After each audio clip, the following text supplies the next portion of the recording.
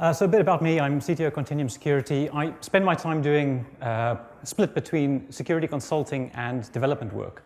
And that was part of the motivation for creating the BDD security project, which is a security testing framework written in languages and concepts that developers understand, but for testing security features. Right, but let's start off talking about DevOps. 10-minute introduction to DevOps. So we're going to start with waterfall.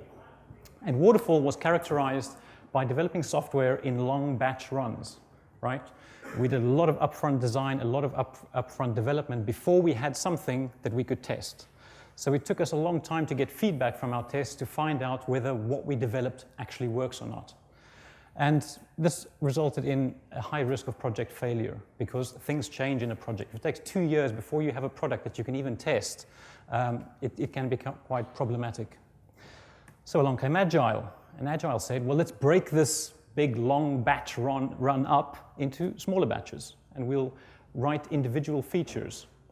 So we'll create a feature, we can test that feature, and we can pile them up into a release. And once we're happy with the feature set we have, we can release that set of features. And once they're released, they then move over to the ops team. Ops team get to test it into various testing environments. They have to build that environment, deploy it into the environment, and then run the tests in that environment.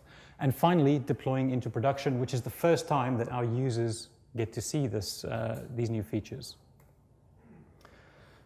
So there's a bottleneck where features become a release and then make the way to the users, right? What we care about and what DevOps says is what we want to do is get those features to our users as fast as possible. We don't want to wait for a whole batch release, then send it through this laborious QA process, build those environments, configure those servers, and get the product released. What we want to do instead is extend the agile cycle.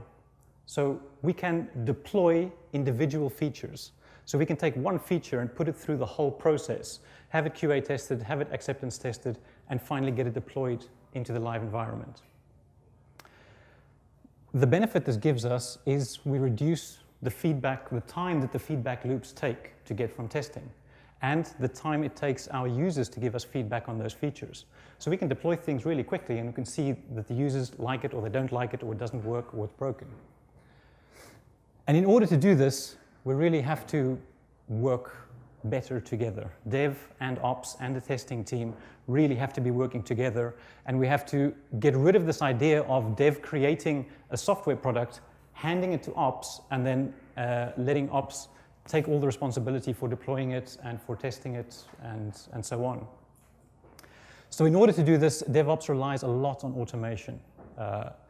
Testing automation, acceptance tests, QA tests, automated configuration of the environments. In DevOps environments, they're building entire testing environments out of software with virtual machines and with cloud infrastructure. And automating the process of deployment. So DevOps continuous delivery introduced this concept of a continuous delivery pipeline, where you feed in security, or if you feed in features or requirements on one side of the pipeline, those features become code, they are tested, unit tested, they're then passed through, deployed into a testing environment. The testing environment then runs acceptance tests, QA tests, performance tests, and finally it's deployed into production in one long continuous process. And DevOps is what allows us to do that. DevOps gives us the ability to operate this continuous delivery pipeline.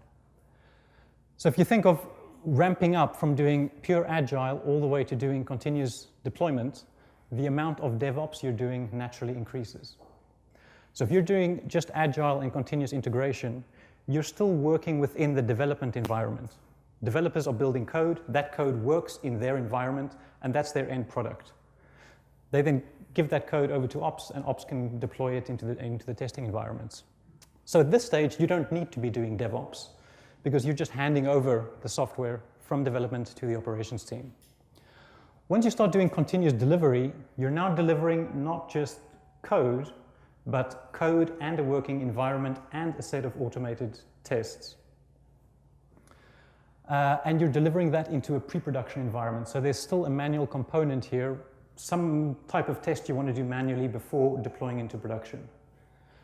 Continuous deployment goes one step further and says, well, we're going to automate the entire process, and we're going to let developers write code, have it automatically tested through all the various environments, and finally make its way into production, all in one continuous process.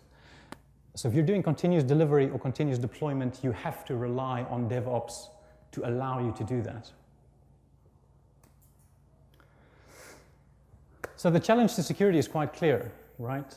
Dev and Ops are saying, we understand what we have to deliver, and we understand how we need to deliver it. In fact, they understand how to deliver it so well that they've automated the whole process. That means they can allow their developers to effectively deploy into production. And some real-world examples, Amazon deploys every 11 seconds. Every 11 seconds, there's a new feature hitting production. Etsy does it 25 times a day, and even gov.uk does it 30 times a day. So the question of security is quite clear. If we have this capability, if we can deploy that fast into production, how can we do it securely? And I think the typical answer from a traditional security team is more along the lines of a continuous annoyment model rather than a continuous deployment model, right? There's no way we can do security testing every 11 seconds. That's just not possible.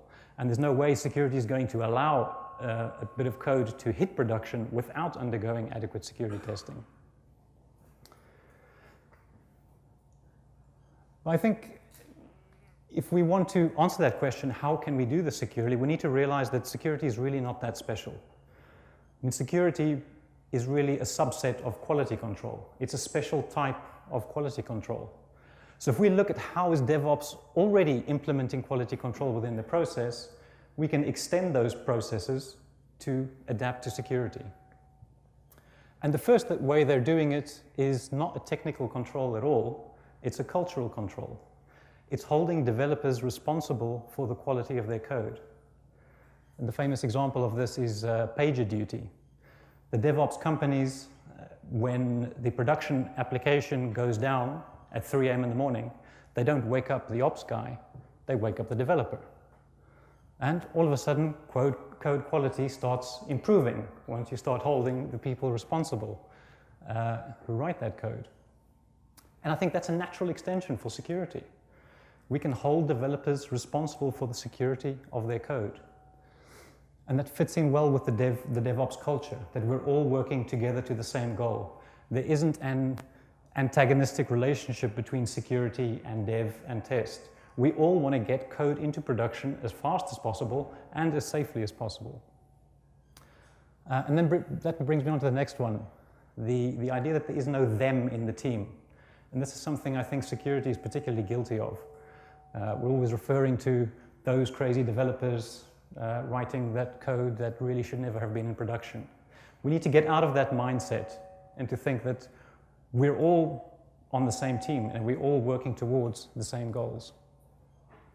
Continuous monitoring is a key part of DevOps, and I'm not going to touch it at all because I think it's an entire topic on its own. But the bit that I do want to get into is testing, and how can we extend existing testing functionality to work for security. So we typically think of tests as verification controls. That's what a test does. It verifies that something is true. But developers use tests as specification. In other words, they write the test before they write the implementation. This means that their tests act as their requirement. They don't maintain a separate document of requirements. They maintain a set of tests. So they have self-verifying requirements. And we can do the same with security. We can use automated tests as our security requirements. If we do it this way, we have tests that are code. In other words, it's treated as code, it's controlled as code, it's uploaded to the source code repository. We can control access to that code. We can roll back to a previous test if one of our tests fails. And we have the capability to automate manual tests. In other words, do the manual test once and then record it, and we can then play back that recording as an automated test. Automating the scanning process. Of course, we rely a lot on scanning to detect security issues. Scanning itself is automated, but the process around it isn't, right? We need a human to go and choose to perform a scan. We need that human to interpret the results, to remove false positives, and then to decide what to do about those issues. And we can build automation around that entire process. So let's take a look at a first attempt to doing this. We'll use a developer's tool, a JUnit testing framework. We use Selenium WebDriver to control a browser, so we can programmatically tell a browser to do things for us. And we create our specification. We want to change the session ID after login. So we write this test first, before we even write our app, so we know what we need to build. So first off, driver.get the login page of the site, go and read the session cookie, then log in, and login tells us how to log in. Find the element called username, and enter the username, find the password, enter the password, click login, and the browser is logged in.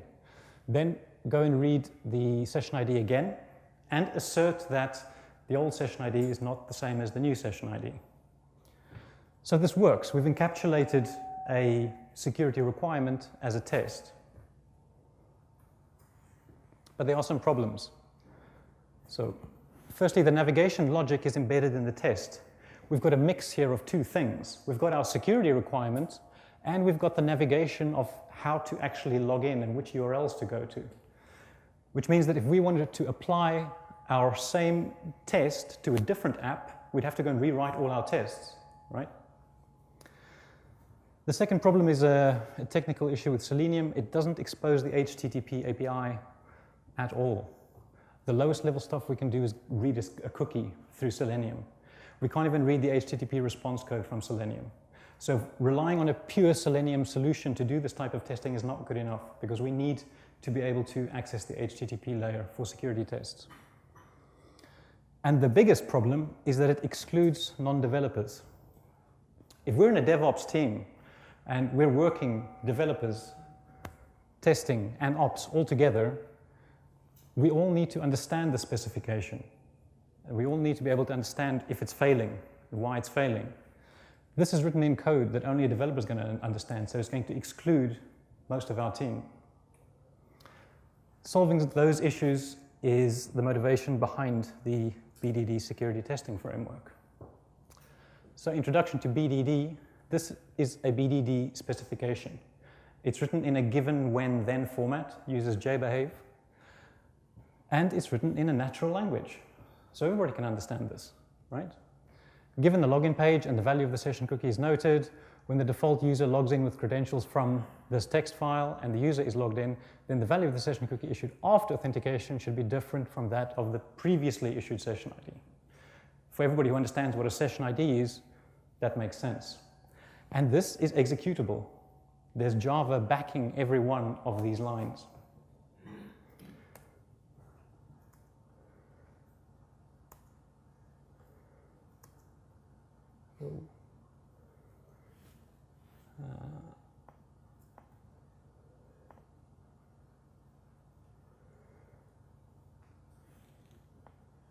Okay, so this is a BDD port scanner,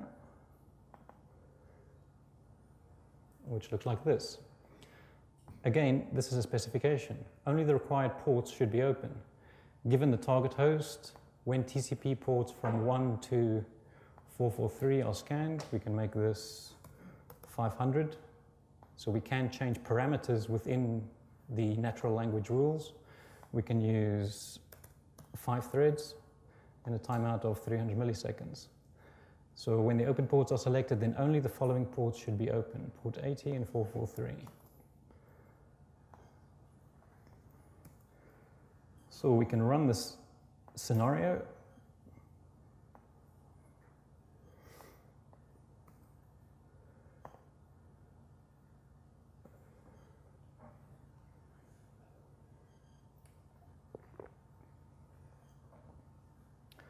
And we have test failure. We expected a collection containing 80 and 443. Instead, we got 22 and 80. And the test failed. Our specification failed. So that's quite a rudimentary port scanner, but from a DevOps point of view and from a process point of view, it is, I think, a bit more interesting than something like Nmap and a human. Because we write this first. So the ops guy who needs to go and build the server and configure the firewall knows beforehand what he needs to configure. This is his spec. The requirement is understandable by everyone. The requirement itself is self-verifying. And we can fail the build if our requirement is not met. So imagine that continuous delivery pipeline with a new feature going in. If our tests are running in that pipeline and one of our tests fails, we can fail the build. We can block the pipeline, say, whoa, this is not going into production because our expectation is not met. So a bit more about the BDD security framework. It's written in Selenium and it uses OWASP ZAP proxy to do the HTTP stuff. And using those two things, we can mimic anything that a manual penetration tester can do. So we can control the browser, we can control the proxy programmatically, so we can recreate anything that a manual web app tester would do. Tests are understandable. Yep, it fits into the dev workflow and obviously into the continuous delivery, continuous integration pipeline. The logic of the tests is independent from the navigation code.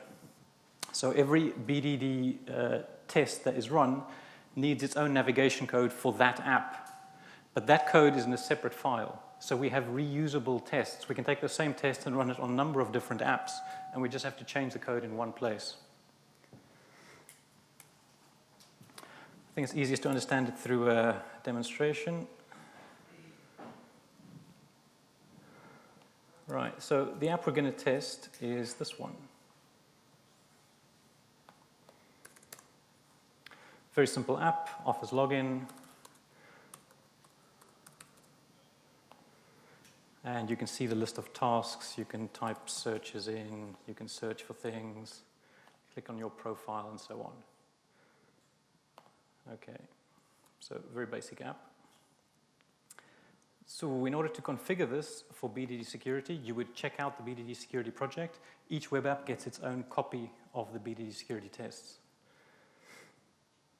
First thing we need to configure is a config file. We need to decide which browsers we want to use to test. At the moment it supports Chrome and Firefox, and Chrome is quite a bit faster, so I'm going to use Chrome over here. It uses two browsers, one of them configured for ZAP and one of them without ZAP. So because ZAP is a bit slow for some things, if we don't need to read the HTTP layer, we don't use that browser, we use the regular browser. We configure the base URL, so this is just for convenience sake in our tests, we can just refer to that part of the URL as our web app. There's a secure URL for HTTPS. And here is a Java class file that we need to create that contains the navigation code for our app. So I'm going to create a new one here. We'll call it BSides. BSides London. Okay.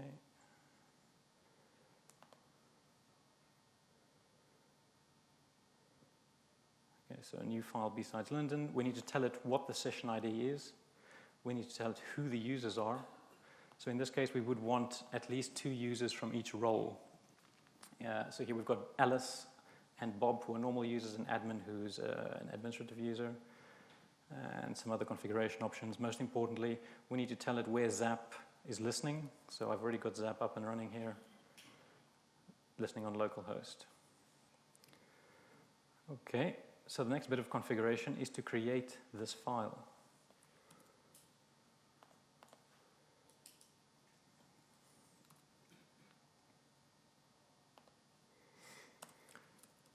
So we extend a base class, which is web application, if we're testing web application. At the moment, the framework only tests web apps, but it will be able to support web services or anything with an HTTP communication layer.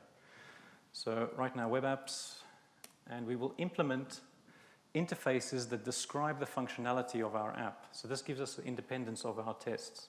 So for example, there are built-in interfaces for iLogin for any app that offers login, for iLogout, for any app that offers logout. We'll get our IDE to complete that for us.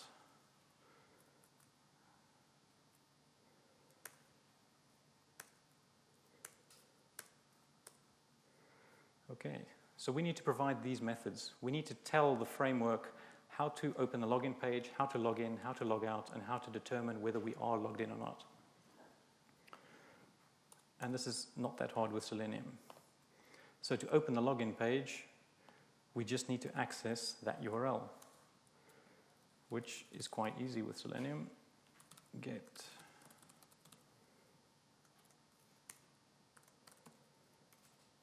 like that.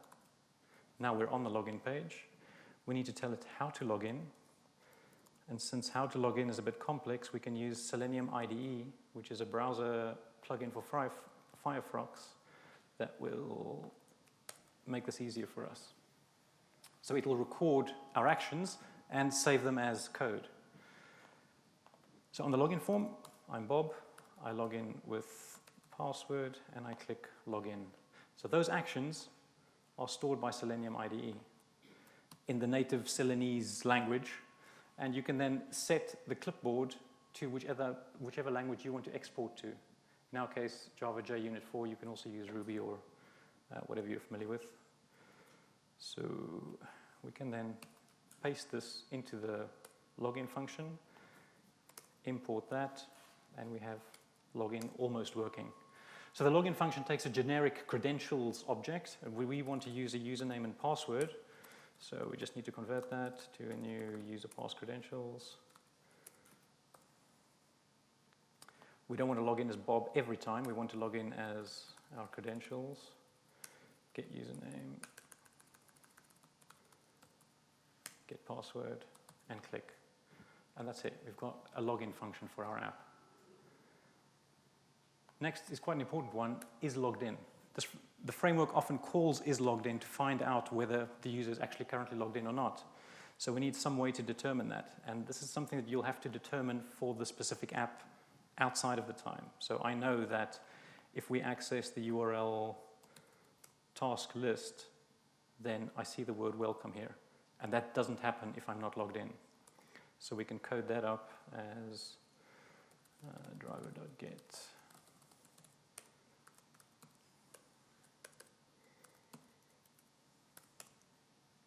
Get the task list, then if get page source contains the word welcome, then return true. In all other cases, return false. And logout is the final one. This is going to be just a simple get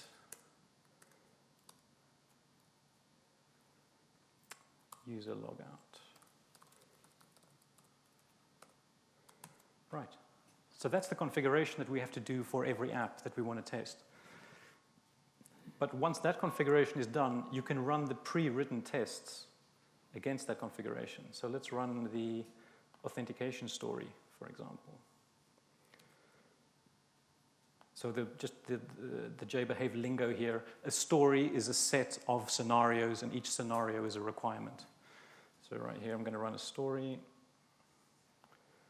The authentication story, run.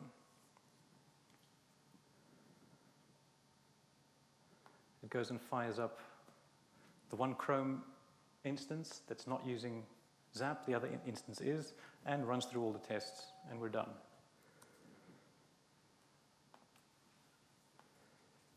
And we have a report of our authentication stories. 1 successful, 5 have failed, and 2 were excluded. So we can see the details of that. Our first scenario, passwords should be case sensitive, obviously. So when the default user logs in, then the user is logged in. When the case of the password is changed and the user logs in from a fresh page, then the user is not logged in. But in this case, the user was. Test failure. Our requirement is not met. The login form itself is not presented over HTTPS. We expected to see an HTTPS URL. Instead, we saw an HTTP URL. Failure. And so on.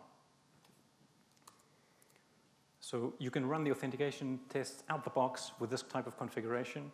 You can also run the session management tests,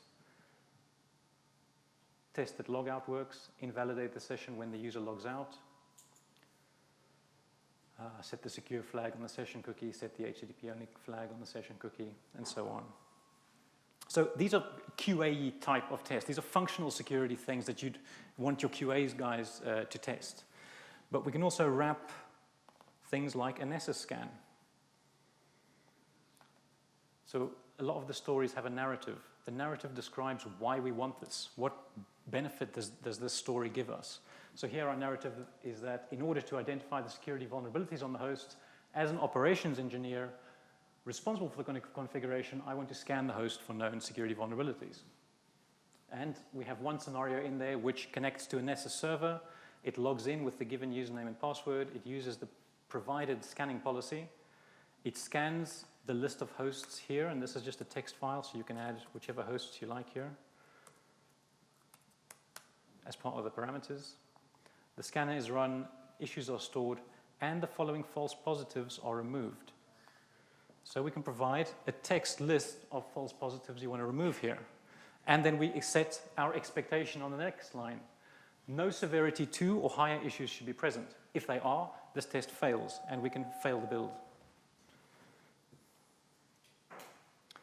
So that's more a kind of an OPSI type of test, test your environment. We also do, of course, scanning, app scanning. So since we're using OWASP-ZAP, we might as well scan using OWASP-ZAP as well. So it scans using different policies. And for each policy, it first navigates the app. A given story, again, is a JBehave thing. If we're going to keep referring to the same story in a number of different places, we can just wrap it up and say, always run this given story before you run the scenario. So always navigate the app before you scan anything. We can go and read this navigate app, which says, given a new scanning session, and the page flow described in the method navigate is run through the proxy. We don't have a method navigate in our Java file yet. We only have is logged in and logged out and so on. We exclude certain URLs that we don't want to spider. We then configure the spider. We tell the spider to go and spider the site and whatever it has seen through the navigate method. And we wait for the spider to complete. Once we've navigated the app and we've spidered it, then we start scanning it.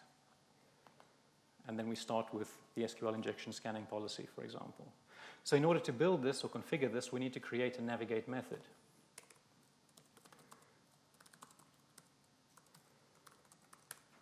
So we will open the login page. We will log in. And since we don't care who logs in, we'll just use the default credentials from the configuration. And now we can use Selenium IDE again to record our actions. So click on tasks, type something in, click on search, click on profile, and that's enough. So copy those, paste them, and we have the set of operations we want to perform through the proxy. So Selenium IDE can't recognize the search button, so we'll have to find that ourselves. Oops, first I have to see it. There it is.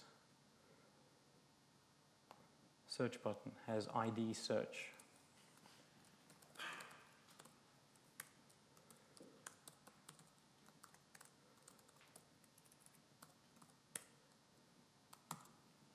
Click, and whatever we've typed in here, this is the code that's going to run through the scanner, and the scanner will recognize it, spider from it, and then scan it. And we can run that here. We'll run just the SQL injection scanning, not the whole story. So scenario run.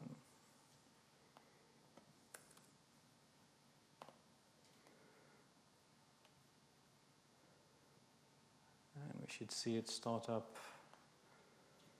Perform the navigation in the browser, and then start performing the scanning. It's also done the spidering already, and now the scanning.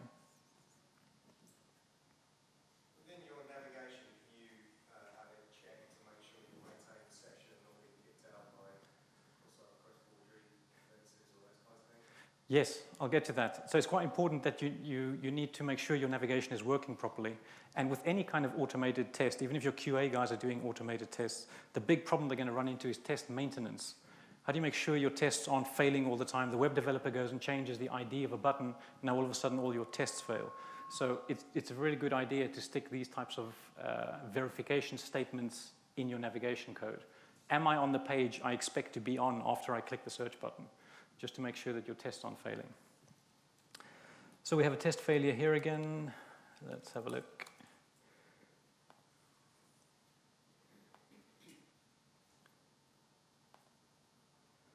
So the application should not contain SQL injection vulnerabilities. We expected to find no medium or higher risk, but we did find 2. And it tells you where the URL is, what the parameter is, and the CWE ID for that.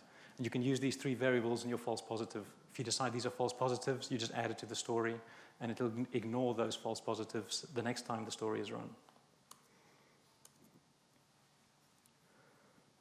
Okay, so this is an app scanning type of thing again, but we can do some more interesting things, because since we have Selenium and we have the proxy, we can even test access control between users.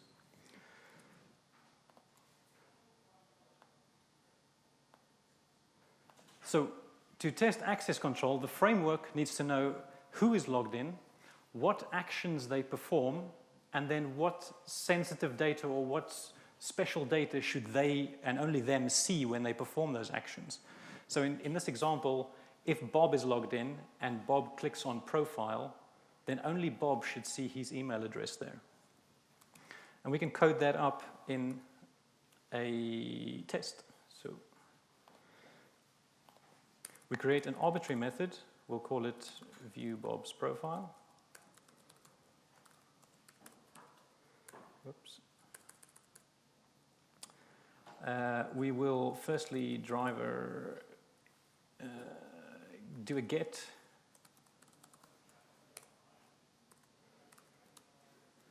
for a page, so just to make sure that we are on the front page of the app. We'll get that URL. Then we will click on the profile link, which we already know how to do, like that. And that's it. So that's our action. That's one of the variables. We need to know what action Bob performs. And now using an annotation, we tell it about who should perform that.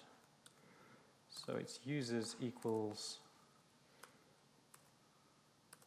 Bob.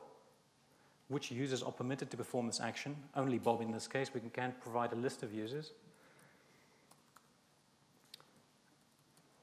And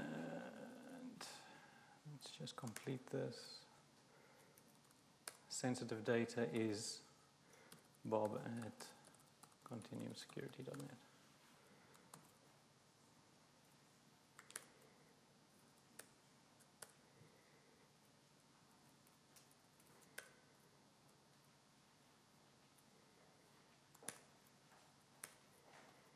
Oops, I have an error here.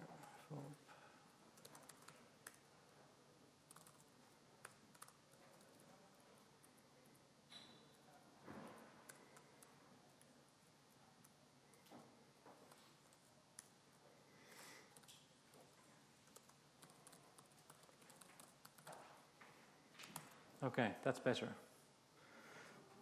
So with this information, the framework has enough to perform access control tests. It knows who's allowed to perform this method, what the actions are in this method, and then what is the sensitive data it's meant to see there. So we can go to the authorization story, and let's run that.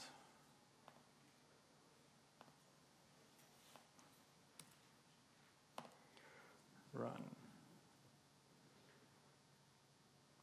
So it's first going to go and perform that action as Bob. It's going to record those HTTP requests that are part of that view Bob's profile and store them. And then it's going to log in as every other user, switch in the session IDs, and replay those methods. So it's exactly how you would test this when you're doing a manual web app test, except the whole thing is automated. So, authorization test. It consists of The authorization story is 3 scenarios. The very first scenario sets everything up for us and just makes sure we've entered valid data. So it checks, can Bob, calling the viewBob's profile method, does he actually see this data somewhere in the HTTP responses? It then also goes and stores those HTTP responses. And the next scenario is the one that actually does the access control testing. So it uses a table that it went and created based on all the other users it knows about. So it now logs in as Alice. And the previously recorded HTTP requests for viewBob's profile are replayed using Alice's session ID. And then Alice should not see this data here. And if she does, then we have an access control flaw. So we have coded up an access control flaw here, and we can see that Alice does see that data from her session. And we can see this is a very basic access control flaw here. Any user can see any other user's profile. But we have an automated way of testing it for any number of methods and any number of users.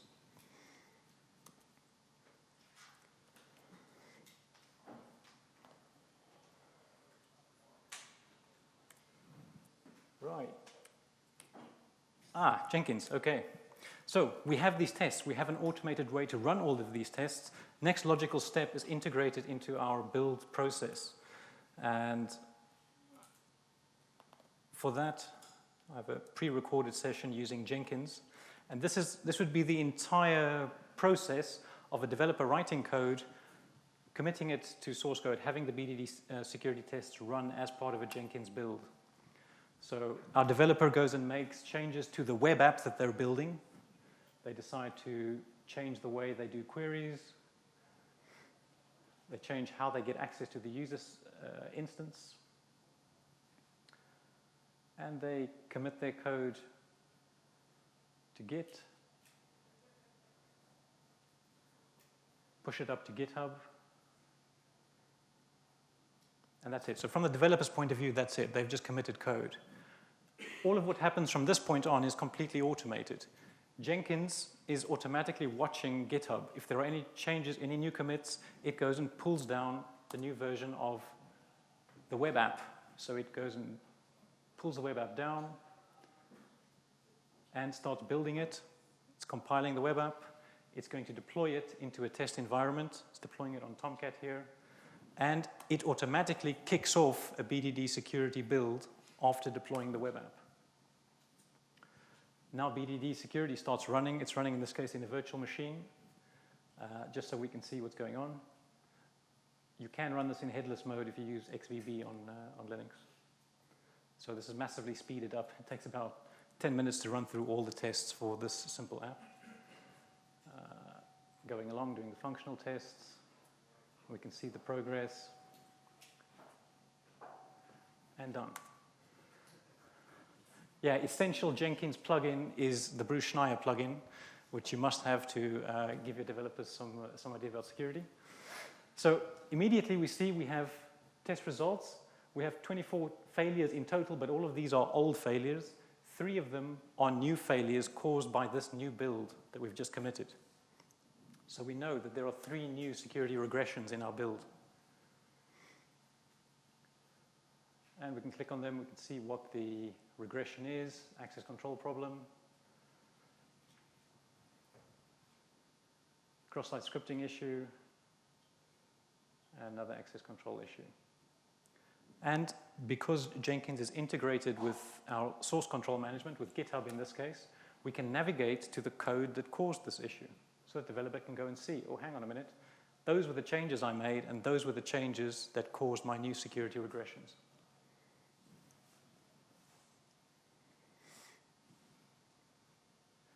And the security reports, the HTML reports, are also embedded within the Jenkins UI. So while the developer is browsing Jenkins, he can go and see what the detailed issue is. Okay.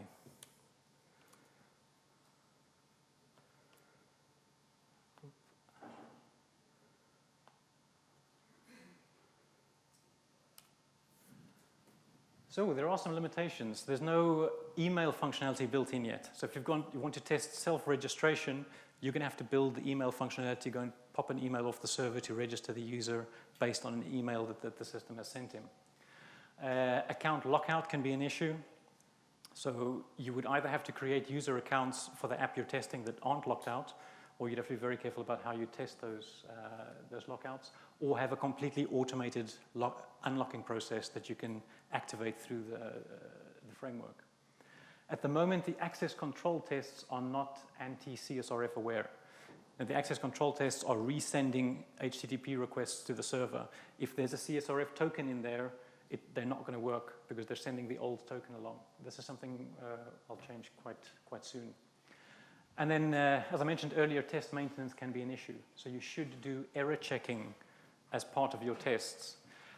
Security testing is a bit different to QA testing or functional testing, because in functional testing, when a test fails, you're pretty sure that something is wrong with your app. But with security testing, we want to distinguish between a test failure, that means something is wrong with our test, or a security failure, something is wrong with the thing that we're testing. So these two things require two different actions from us. One way to do this is to sprinkle your tests with error checking, like this one. So the first one about changing the session ID after authentication. Given and when the default user logs in with the credentials from here, so now we know that the user is meant to be logged in. But there's an additional step here, and the user is logged in. This is superfluous from a security testing point of view. That's there purely for error checking, so that if that fails, we know, hang on, we actually tried to log in and we didn't log in, and we were meant to log in. Another thing you would do then is, as I described with the navigation method, if you perform some action on a page, there's a shortcut. You can do verify text present, some text. So you can sprinkle complex Selenium code with that verify text present just to make sure that you are on the right page and nothing's being missed. By the way, if you compare this to pure scanning, at least you can do this here. With a 100% pure scanner, this is often obfuscated. You have no idea whether it's actually hitting the pages you believe it's hitting. With this approach, you can see where it's going and you can ensure that it is on the page that it's meant to be on. The other thing is captures. So I ran into captures testing a production site, and I solved it by using the death by capture service. So deathbycapture.com, deathbycapture.com is a service that uses humans to solve captures. It costs €6 for 1,000 solved captures, which I think is a bargain. I don't want to know how they're doing it. It's one of those things where just no ethical questions. Right. So with our app,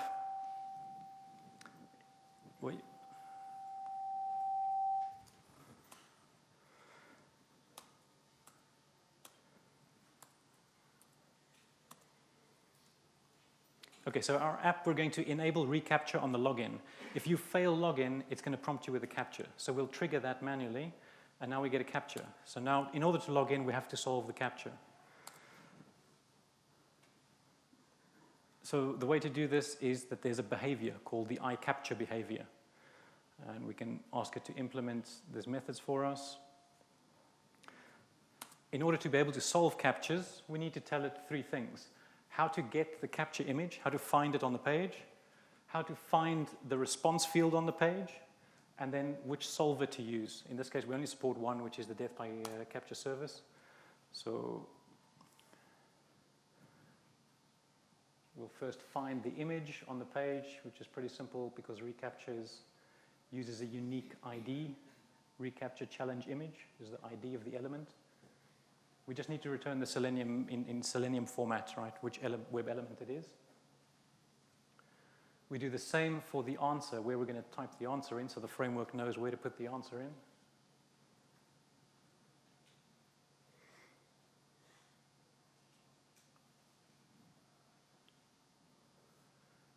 And we set the default capture solving service. As I said, at the moment, Death by Capture is the only one. This contains my username and password where I signed up with for the service. So you can use the same code for your systems. And then obviously we need to change the login function, because login now needs to check. After I filled in the username and password, is a captcha present? If it is, then solve it, and then continue sending on the login form. And since we've told it where to find the images and where to find the response field, it can do it for us. So we can run this test. Fires up the browser, logs in with Bob and his password, and now the image has been uploaded to Death by Capture. We're waiting for a response. Waiting, since it's someone typing it in, and there we go. And that was the capture response. So it's a bit slower than doing a purely automated system, but at least you can test production apps that have capture enabled.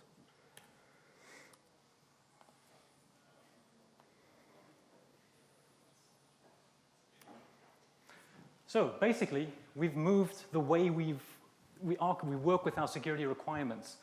In the old way, we would have security requirements described in Excel sheets, in PDFs, or in Word docs that we all know ends up at the bottom of someone's drawer and is never referred to again. We want our developers to use our requirements to build the app. We want our ops guys to use our requirements to build their infrastructure. But this is rarely the case. We also rely heavily on manual processes, and each of these manual processes should be basing their tests on our requirements. So this does not fit into a continuous delivery model. This method does. Instead of having static requirements defined on paper or defined in dead documents, we have requirements that are actually self-verifying. They're still in a natural language, so we can still use them as requirements to communicate with anybody else in the team, and they can verify themselves. And we can use those to wrap things like scanners, to wrap manual tests, to wrap QA tests, and to run them from continuous integration servers, and so on. Some additional resources on our GitHub page. BT Security uses a few components that we've developed, so if you want to use any of those components, some of those are available there. There's an SSL tester, which will test SSL on the site, like this. Support TLS 1.2. It will check that TLS 1.2 is supported. It will say that you should be patched against Heartbleed, and it will test that Heartbleed is not there. Right? So there are quite a few pre-packaged security stories, and of course you're encouraged to modify them for the app under test, and ideally you'd have this one set of stories that you could apply to a group of web apps that you're responsible for.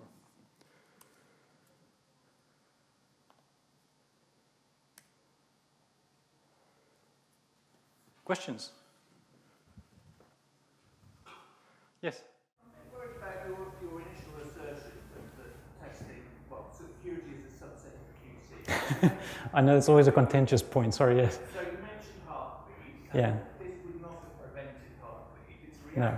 You can look for Heartbleed because you know about it. Yes. But you can't do anything about types of exploit, types of vulnerability that aren't programmed into the text. So isn't that a fundamental limitation? It is. It depends also on what type of tests you would run. So by wrapping scanners, we can do everything that a scanner can do.